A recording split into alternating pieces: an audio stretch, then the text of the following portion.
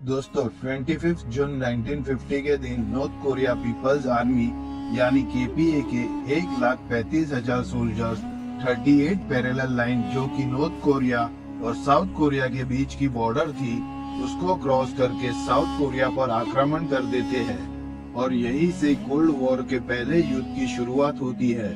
ये युद्ध इतना घातक और विनाशकारी था कि इसको देखकर ऐसा लगता था कि मानो ये तीसरे विश्व युद्ध का कारण बनेगा।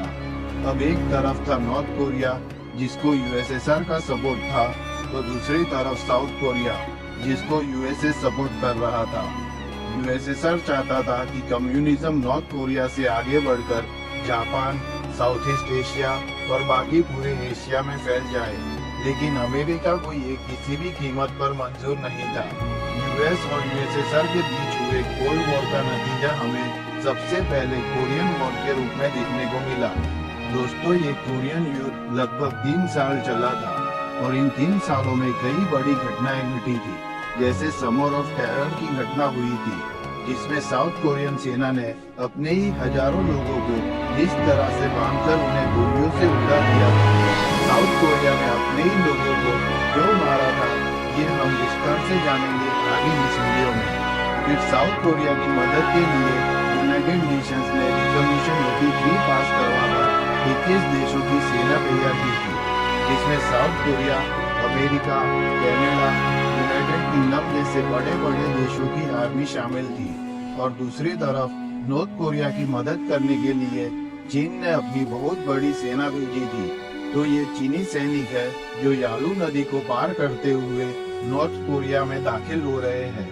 और जब यूनाइटेड नेशंस की आर्मी नॉर्थ कोरिया से लड़ रही थी, तभी यूनाइटेड नेशंस की आर्मी ने इन सभी नॉर्थ कोरियाई सैनिकों को जो इस बड़ी और लंबी कतार में खड़े हैं उन सबको बंदी बना लिया था, क्योंकि दोनों तरफ से एक दूसरे के सैनिकों को बंदी बनाया जा रहा था, जिसमें से कुछ युद्ध के बाद रिहा हो गए, लेकिन कुछ युद्ध के बाद भी रिहा नहीं हो सके।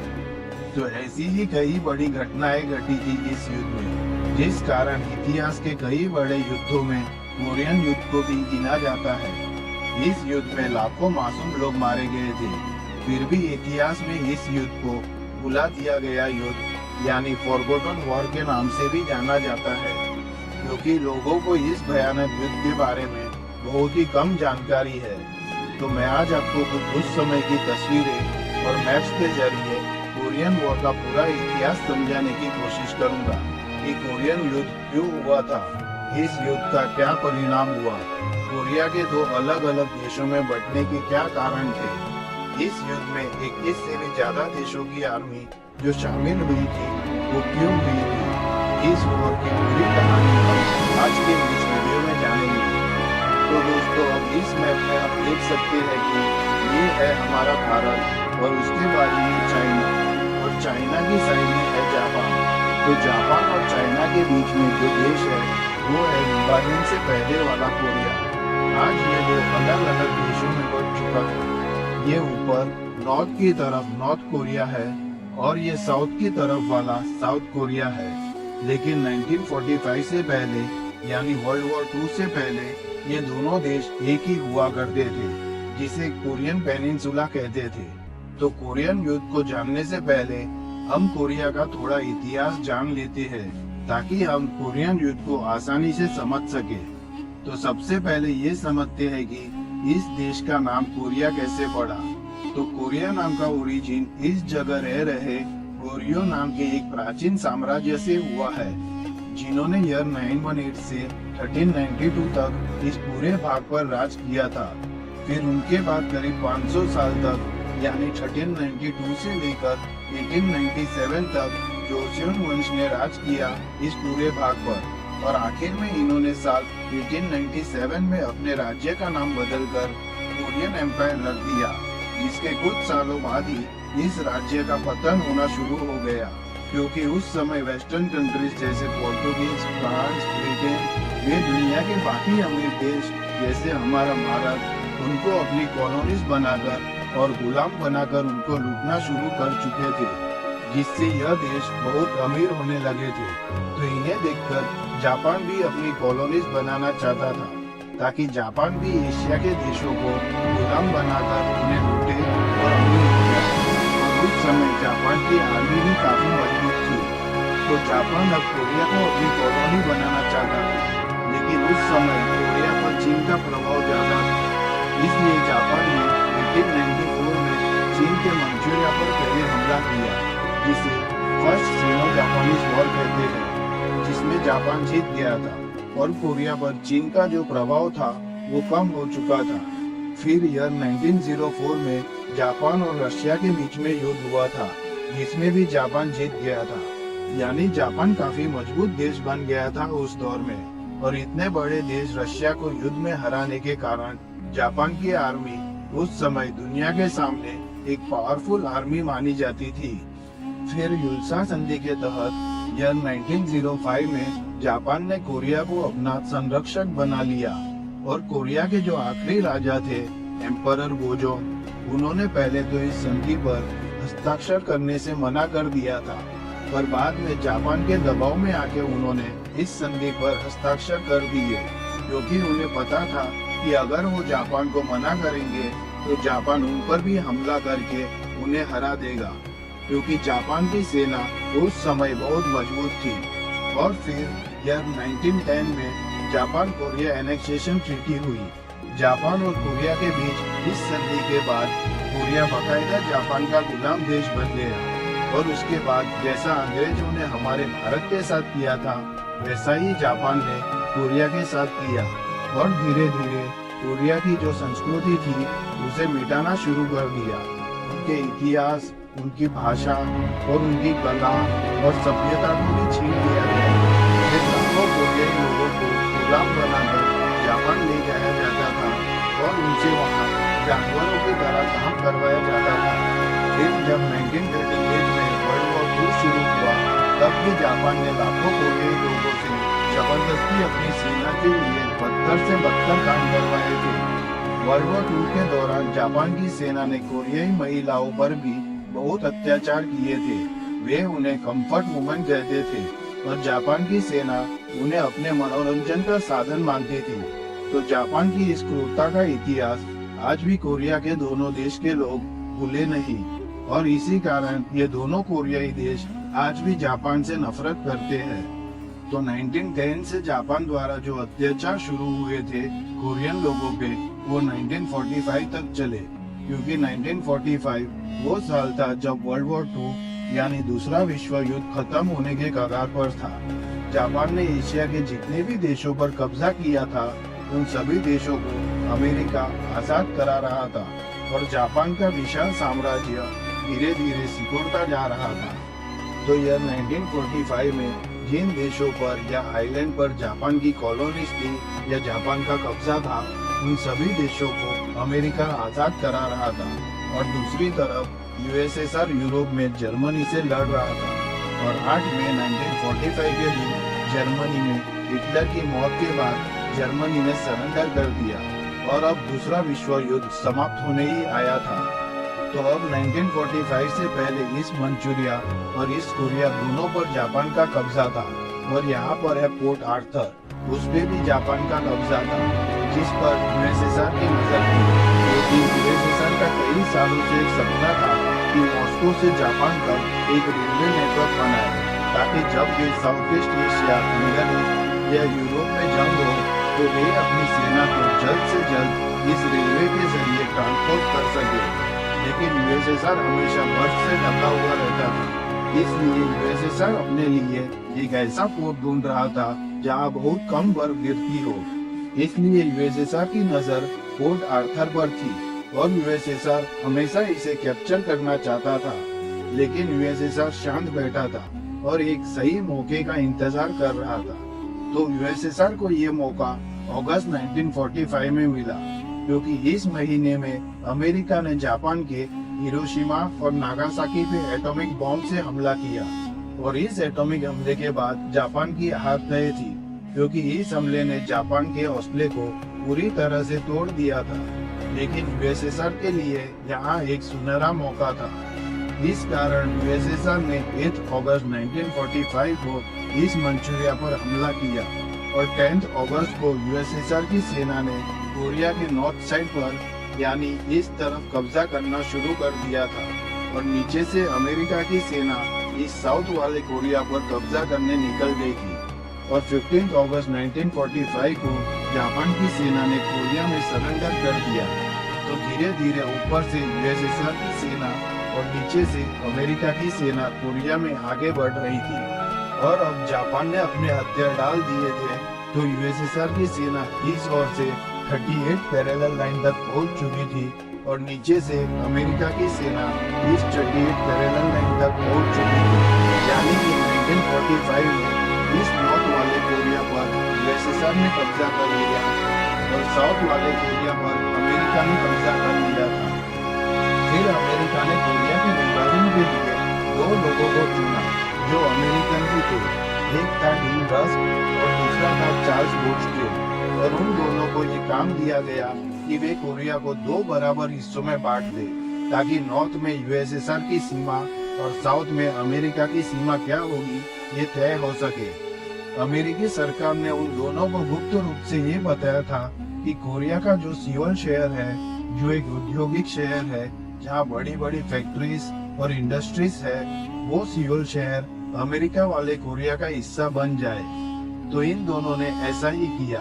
बिना ग्राउंड पर गए, बिना कोरिया का इतिहास जाने, टेबल पर बैठे बैठे इन दोनों ने 38 पैरेलल लाइन को ही सीमा रेखा बना दी। इस लाइन के ऊपर नॉर्थ वाला कोरिया यूएसएसआर को दे दिया और इस लाइन के नीचे साउथ वाला कोरिया अमेरिका को दे दिया और ये औद्योगिक शहर सियोल भी अमेरिका वाले कोरिया का हिस्सा बन गया। यानी दो सुपर पावर ने टेबल पर बैठे बैठे ही कोरिया की किस्मत लिख दी और एक अखंड कोरिया को दो भागों में बांट दिया।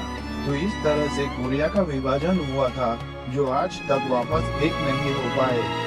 अब भले ही यूएसएसआर और अमेरिका दूसरे विश्व युद्ध में एक साथ लड़े थे, लेकिन दोनों की विचारधाराएं अलग अलग थी क्योंकि यूएसएसआर कम्युनिस्ट विचारधारा में विश्वास रखता था और अमेरिका कैपिटलिस्ट विचारधारा में।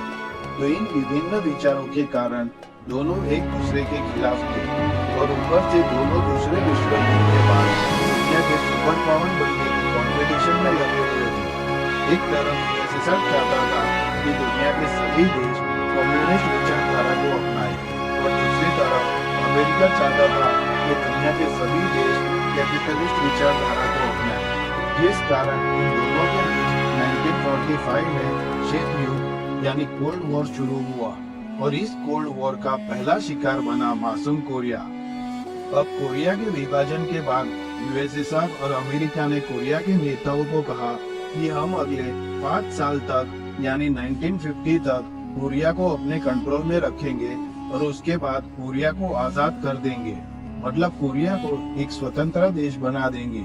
तो इस बात को तो कोरिया के नेताओं ने स्वीकार लिया, लेकिन कोरिया के लोगों ने इस बात को नहीं स्वीकारा और उनका कहना था कि हमें अभी के अभी आजादी चाहिए और अब हम किसी के गुलाम बनकर नहीं रहना चाहते। अब साउथ कोरिया तो अमेरिका के कंट्रोल में था, लेकिन नॉर्थ कोरिया यूएसएसआर के कंट्रोल में था जो कम्युनिस्ट था। ऐसे में अमेरिका को डर था कि अगर हम इस साउथ कोरिया को छोड़कर चले जाएंगे तो यूएसएसआर साउथ कोरिया पर भी कब्जा कर लेगा और बाद में पूरे कोरिया पर कम्युनिस्ट सरकार बना देगा। इसलिए अब अमेरिका भी कुछ नहीं कर सकता था और वो चाहकर भी साउथ कोरिया को नहीं छोड़ सकता था क्योंकि उस समय अमेरिका के राष्ट्रपति ट्रूमैन थे जिन्होंने इस साल एक ट्रूमैन सिद्धांत की थियरी दुनिया के सामने रखी थी, जिसका मतलब था कि अगर दुनिया के किसी भी देश में कम्युनिस्ट सरकार बनने का खतरा होगा तो अमेरिका उस देश की मदद करेगा और उस देश में कम्युनिस्ट सरकार नहीं बनने देगा और अमेरिका उस देश में एक डेमोक्रेटिक सरकार बनाने में मदद करेगा। अब जबकि कोरियाई लोगों को आजादी नहीं मिल रही थी तो इस तरह उन्होंने ईयर 1947 में बड़े बड़े आंदोलन करना शुरू कर दिए और इन आंदोलन को रोकने के लिए अमेरिका ने जनरल जॉन रोज को साउथ कोरिया का कमांडर इन चीफ बना दिया। उसने इस आंदोलन को रोकने के लिए कोरियन लोगों को डराया, धमकाया, उन पर कई अत्याचार किए।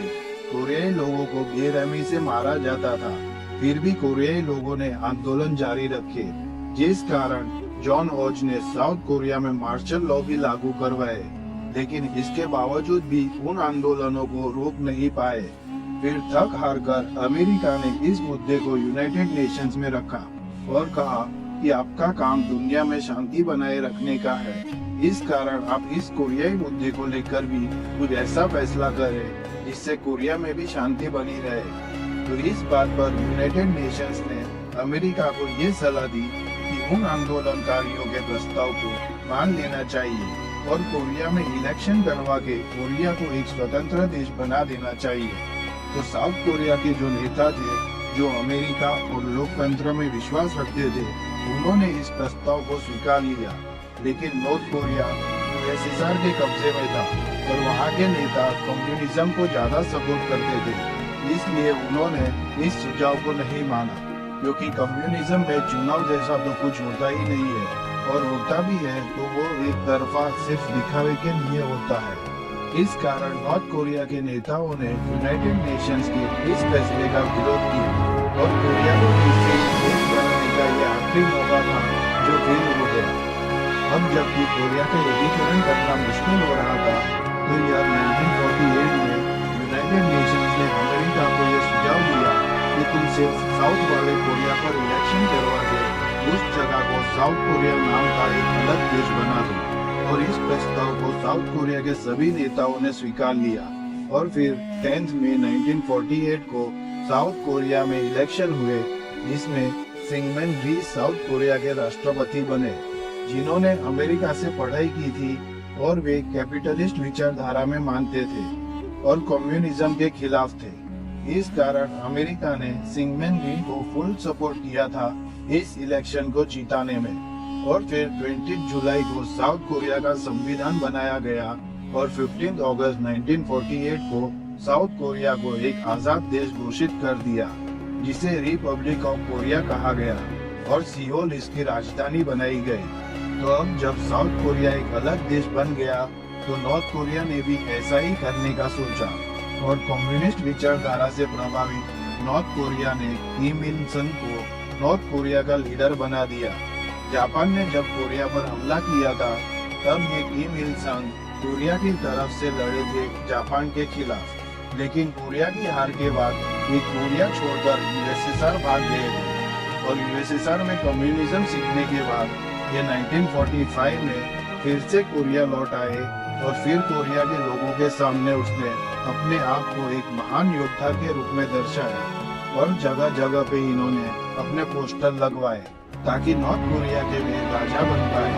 और 25 अगस्त को नॉर्थ कोरिया में इलेक्शन कराए गए, जिसमें किम इल संग को नॉर्थ कोरिया का लीडर बनाया गया, जिन्होंने 25 अगस्त 1948 को नॉर्थ कोरिया की स्थापना की, जिसे Democratic People's Republic of Korea कहा गया।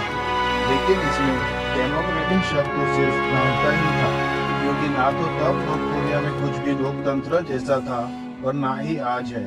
आज भी नॉर्थ कोरिया के लीडर किम जोंग उन है, जो एक डिक्टेटर है जिसे आप सब जानते ही हैं, और ये किम जोंग उन इस किम इल संग के ही पोते हैं। तो इस तरह नॉर्थ कोरिया और साउथ कोरिया में इलेक्शन हुए और दोनों देशों ने अपना अपना संविधान बनाया और खुद को आजाद घोषित कर दिया।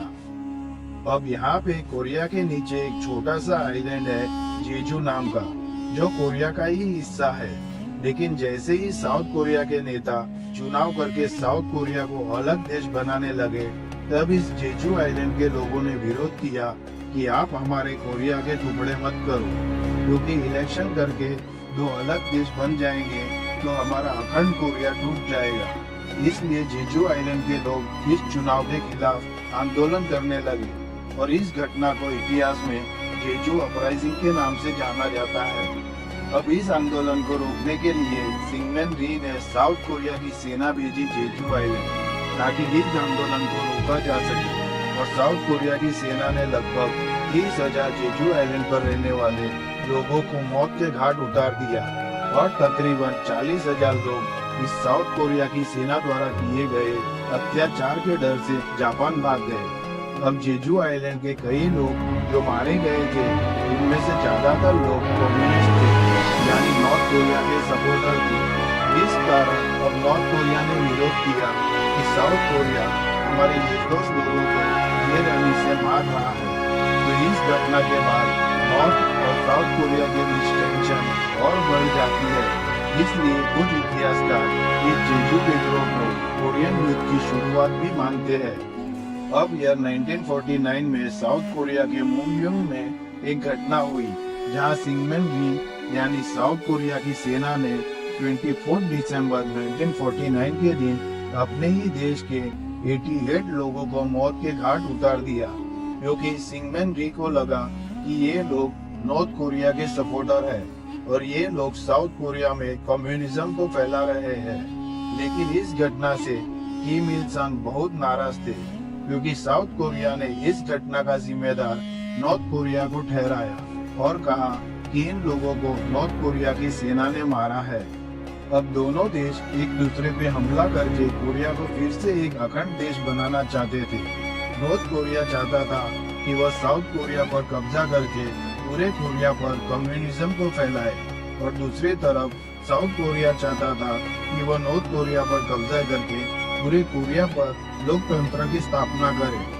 और तभी नॉर्थ कोरिया के पड़ोसी देश चाइना में सिविल वॉर शुरू हो गया, जिसमें एक महत्वपूर्ण घटना घटी। इस सिविल वॉर में चीन के कम्युनिस्ट लीडर माओ जेडोंग जीत गए और उन्होंने 1949 में पीपल्स रिपब्लिक ऑफ चाइना का यानी कम्युनिस्ट चाइना का गठन किया।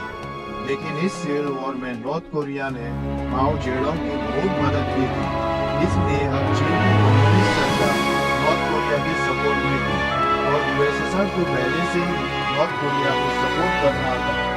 और ऊपर से इसी साल यूएसएसआर ने भी अपना पहला न्यूक्लियर वेपन RDS-1 का टेस्ट कर दिया, यानी अब अमेरिका ही एक ऐसा देश नहीं था जिसके पास न्यूक्लियर वेपन्स थे, क्योंकि अब यूएसएसआर के पास भी न्यूक्लियर वेपन्स थे। और अब अमेरिका की आर्मी भी साउथ कोरिया से चली गई थी, तो नॉर्थ कोरिया को यह एक सुनहरा मौका मिला साउथ कोरिया पे कब्जा करने का। तो नॉर्थ कोरिया के लीडर किम इल संग यूएसएसआर के जोसेफ स्टेलिन से मिलने गए और उन्होंने कहा कि अब अमेरिका की आर्मी साउथ कोरिया से चली गई है और अब अमेरिका को साउथ कोरिया में कोई इंटरेस्ट भी नहीं है, तो हम साउथ कोरिया पर हमला करके उसे कब्जा लेते हैं। तो यूएसएसआर यानी जोसेफ स्टेलिन मान गया कि तुम हमला करो, हम तुम्हारी मदद करेंगे। और इस तरफ चाइना भी नॉर्थ कोरिया के सपोर्ट में ही था। लेकिन नॉर्थ कोरिया साउथ कोरिया पर हमला क्यों करना चाहता था? तो इसके पीछे कई कारण थे। इनमें से सबसे पहला कारण तो यही था कि साउथ कोरिया की सेना बार बार 38 पैरेलल लाइन के पास गोलियां चलाकर नॉर्थ कोरिया के लोगों को और सैनिकों को मार रही थी। और दूसरा कारण ये था कि साउथ कोरिया ने जो जेजू आइलैंड और मुंगयोंग के कम्युनिस्ट लोगों को बेरहमी से मार दिया था, तो इस कारण भी नॉर्थ कोरिया बहुत नाराज था साउथ कोरिया से। तो अब नॉर्थ कोरिया को पता था कि अमेरिकी सेना साउथ कोरिया से चली गई और साउथ कोरिया की मिलिट्री भी ज्यादा ताकतवर नहीं थी, क्योंकि अमेरिका ने साउथ कोरिया को कुछ खास हथियार नहीं दिए थे।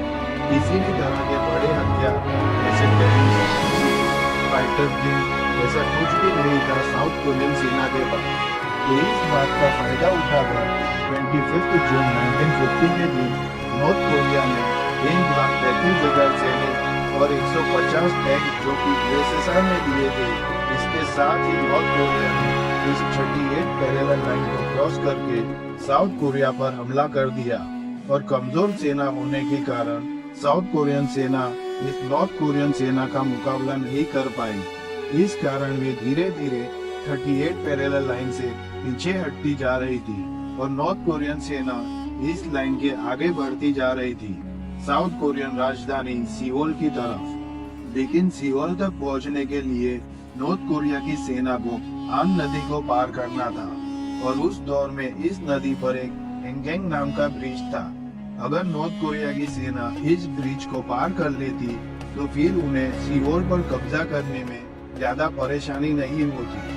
तो इस डर से साउथ कोरिया की सेना ने अपने इस ब्रिज को बॉम्ब से उड़ा दिया ताकि नॉर्थ कोरिया की सेना सियोल तक ना पहुंच पाए। लेकिन फिर भी नॉर्थ कोरियन सेना इस नदी को पार करके उस साइड पहुंच गई और 3 दिन के अंदर यानी 28 जून को साउथ कोरिया की राजधानी सियोल पर कब्जा कर लिया नॉर्थ कोरिया ने।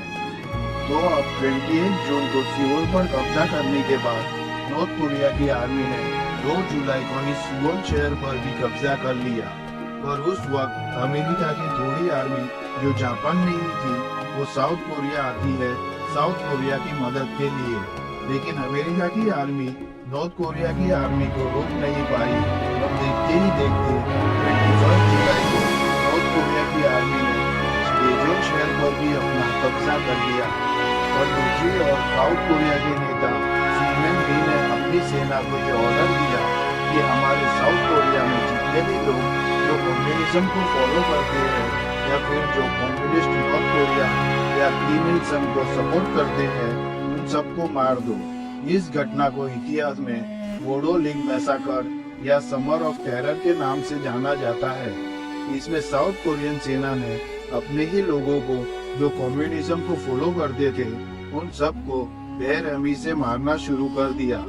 साउथ कोरिया की सेना अपने ही मासूम लोगों को इस तरह लकड़ी के खंभे से बांधकर उन्हें गोलियों से उड़ा देती थी, फिर उन लोगों को दफना देती थी। और आज भी खुदाई के दौरान उन मासूम लोगों की हड्डियां मिलती है जो इस घटना में मारे गए थे। तो इस घटना के दौरान साउथ कोरियन सेना ने अपने ही देश के करीब 1,80,000 से लेकर 2 लाख मासूम लोगों को मौत के घाट उतार दिया था। इस कारण कई इतिहासकार सिंगमैन री को साउथ कोरिया का कैपिटलिस्ट डिक्टेटर कहते हैं। और दूसरी तरफ नॉर्थ कोरिया की सेना ने अगस्त 1950 तक 90% साउथ कोरिया पे कब्जा कर लिया था, सिर्फ इस पुसान शहर और उसके आसपास की एरिया को छोड़कर। अब साउथ कोरिया के पास खाली ये वाला एरिया बचा था, बाकी पूरे साउथ कोरिया को नॉर्थ कोरिया ने कैप्चर कर लिया था।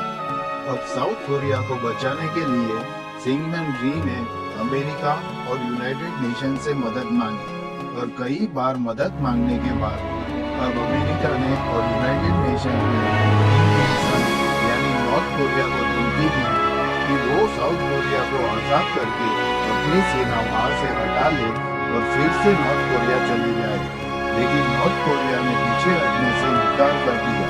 तो अब इसके जवाब में यूनाइटेड नेशंस ने रिजोल्यूशन 83 पास करवाकर 21 देशों की सेना तैयार की, जिसमें South Korea, America, Canada, United Kingdom, France, Australia, Thailand, Turkey, Philippines, New Zealand, Greece, Ethiopia, Cambodia, Belgium, South Africa, Luxembourg और नेदरलैंड ने अपनी सेना भेजी थी। और इसके अलावा इंडिया, डेनमार्क, इटली, नॉर्वे और स्वीडन ने अपनी मेडिकल टीमें भेजी थी यूनाइटेड नेशंस के कहने पर। अब इन सभी देशों में से सबसे बड़ी आर्मी थी अमेरिका की। इस कारण इस युद्ध में यूनाइटेड नेशंस ने अमेरिका को बाकी देशों की सेना का नेतृत्व करने को कहा और अमेरिका ने डगलस मैकआर्थर, जिसने वर्ल्ड वॉर 2 में जापान को हराया था, उसको इस सेना का जनरल बनाया।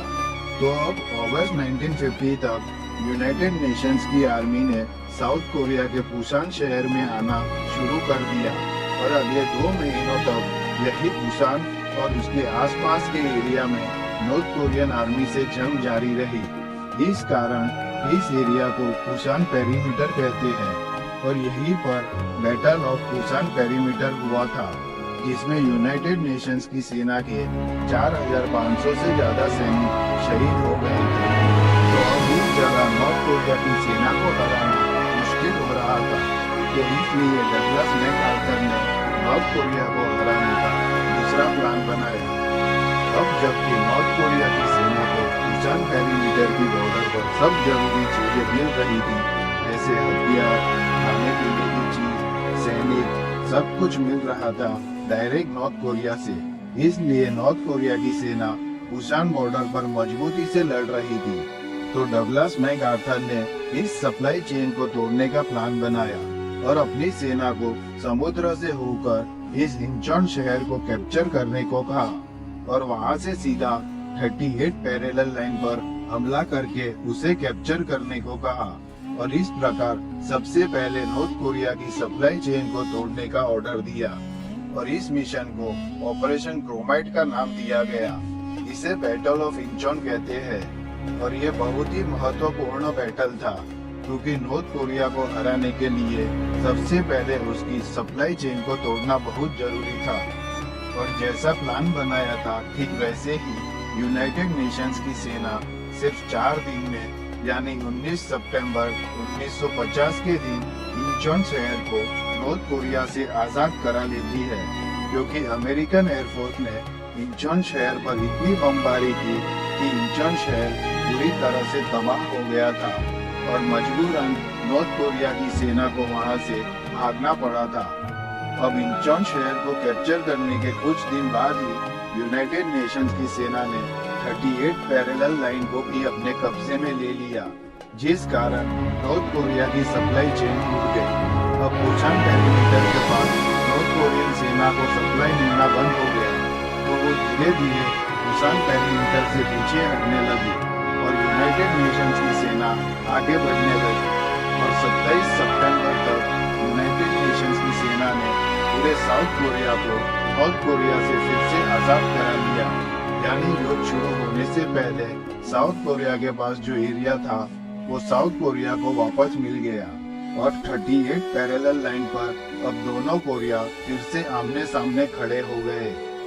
तो अब चीन के जो पहले प्रधानमंत्री थे जोउ एनलाई, उन्होंने भारत के जरिए अमेरिका के लिए एक संदेश भिजवाया कि यूनाइटेड नेशंस की सेना अगर इस 38 पैरेलल लाइन को क्रॉस करके नॉर्थ कोरिया पे हमला करेगी तो चीन भी नॉर्थ कोरिया की मदद के लिए इस युद्ध में अपनी सेना भेजेगा। तो भारत ने ये संदेश अमेरिका तक भिजवा दिया लेकिन अमेरिका की जो खुफिया एजेंसी है CIA, उसने अमेरिकी सरकार को ये इंफॉर्मेशन दी कि चीन की एक छोटी सी सेना नॉर्थ कोरिया और चीन के बॉर्डर पर तैनात है जिसे हम आसानी से हरा देंगे। तो चीन की धमकी से अमेरिका को डरने की जरूरत नहीं है। इस कारण जनरल डगलस मैकआर्थर ने आदेश दिया यूनाइटेड नेशंस की सेना को कि 38 पैरेलल लाइन को क्रॉस करके नॉर्थ कोरिया की सेना को तबाह कर दो और नॉर्थ कोरिया पे कब्जा कर लो। तो अब यहाँ से यूनाइटेड नेशंस की सेना ने 38 पैरेलल लाइन को क्रॉस करके नॉर्थ कोरिया पर हमला करना शुरू कर दिया और 10 अक्टूबर 1950 के दिन यूनाइटेड नेशंस की सेना ने और अमेरिका की वायु सेना ने नॉर्थ कोरिया की राजधानी प्योंगयांग को कब्जा लिया। अमेरिकी वायु सेना ने नॉर्थ कोरिया पर लगभग 6,35,000 टन बम गिराए थे जिसमें नॉर्थ कोरिया के ज्यादातर रेलवे स्टेशन और ज्यादातर ट्रेनों को बमों से हमला किया गया था और इसके अलावा नॉर्थ कोरिया के सभी बिजली के प्लांट, 5,000 स्कूल, 1,000 हॉस्पिटल और 6 लाख घरों को तबाह कर दिया था। अमेरिकी वायुसेना ने नॉर्थ कोरिया की राजधानी प्योंगयांग पर इतनी बमबारी की कि पूरा शहर तबाह हो चुका था। ऊपर से अमेरिकी वायुसेना ने इस युद्ध में जानलेवा नपाल्म केमिकल का भी इस्तेमाल किया था। नपाल्म केमिकल एक तरह का ज्वलनशील पदार्थ होता है जिसका इस्तेमाल युद्ध में किया जाता है और वियतनाम वॉर में भी अमेरिका ने अनगिनत हमले किए थे वियतनाम पर इस केमिकल से। तो अमेरिकी हमलों के कारण नॉर्थ कोरिया में एक सामान्य जिंदगी जीना लगभग नामुमकिन हो गया था।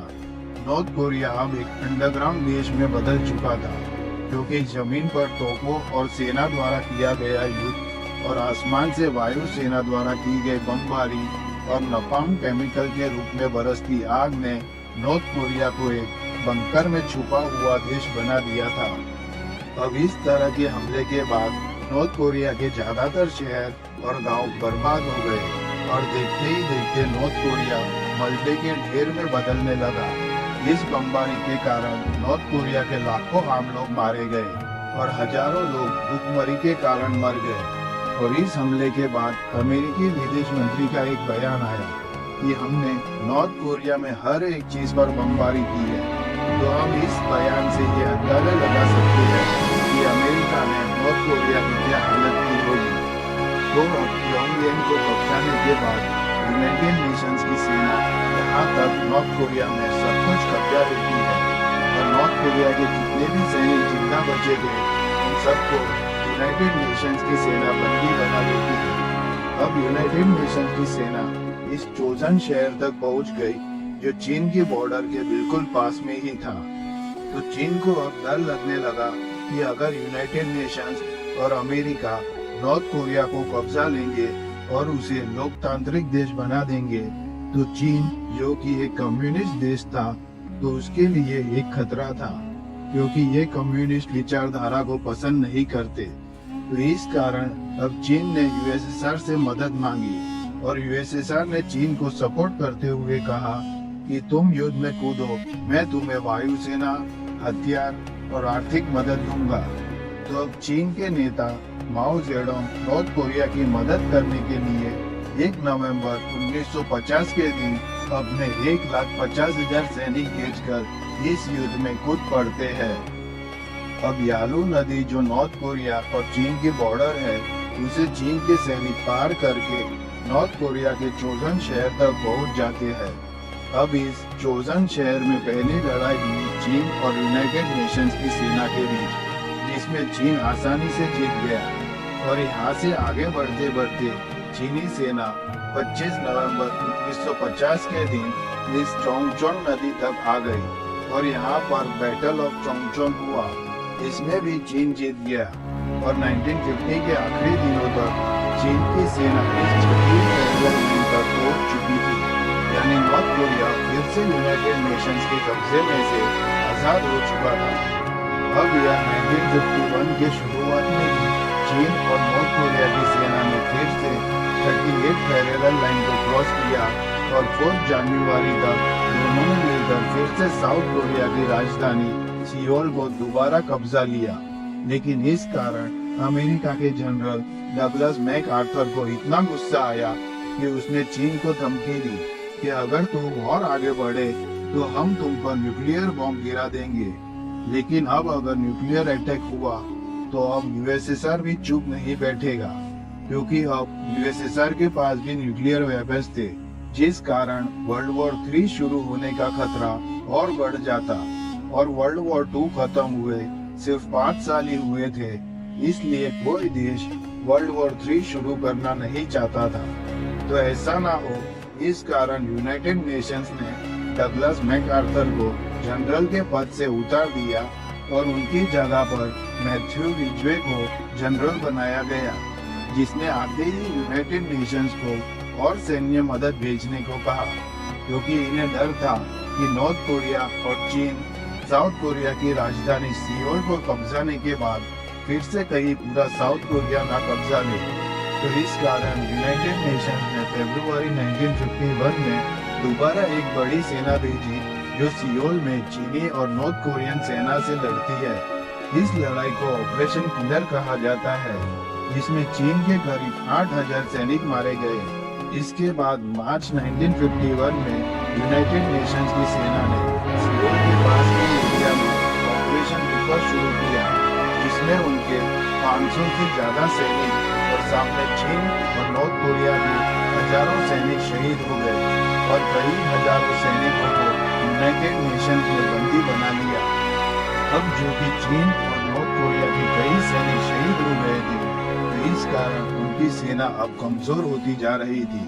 तो इससे बचने के लिए अप्रैल 1951 में चीन ने चाइनीज स्प्रिंग ऑफेंसिव किया।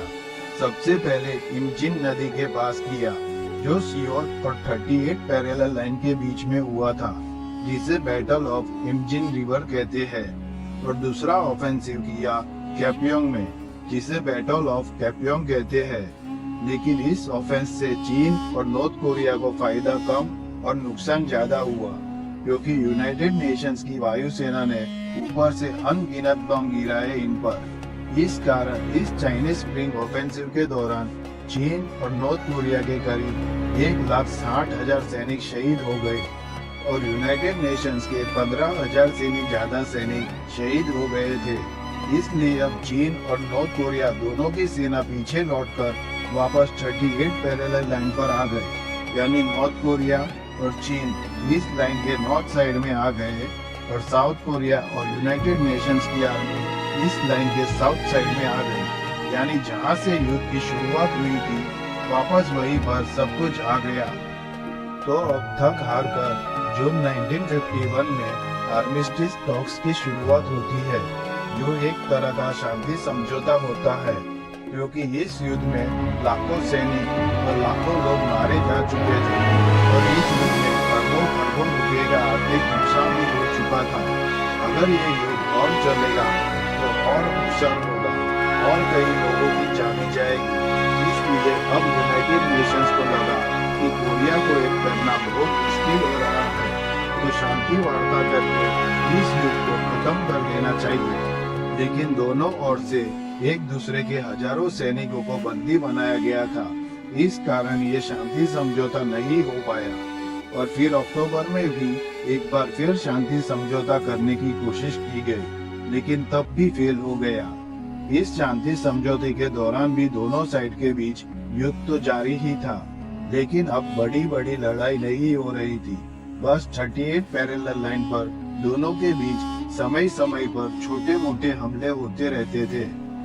फिर अप्रैल 1952 में फिर से शांति वार्ता की कोशिश की गई, लेकिन बंदी बनाए गए सैनिकों को लेकर ये शांति वार्ता भी असफल हो गई। अब ये शांति वार्ता बार असफल क्यों हो रही थी?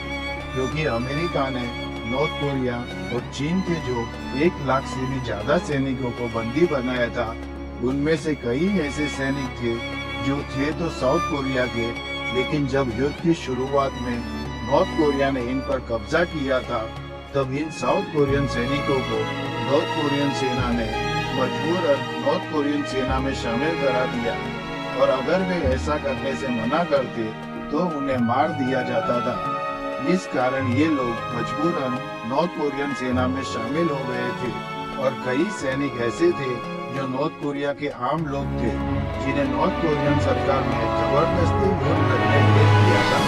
और चीन के भी कई ऐसे सैनिक थे जिन्हें चीन ने जबरन युद्ध लड़ने भेज दिया था। इस कारण इन बंदी बनाए गए सैनिकों में से हजारों सैनिक चाहते थे कि आप हमें फिर से नॉर्थ कोरिया और चीन में मत भेजें, हम यहीं पर रहना चाहते हैं।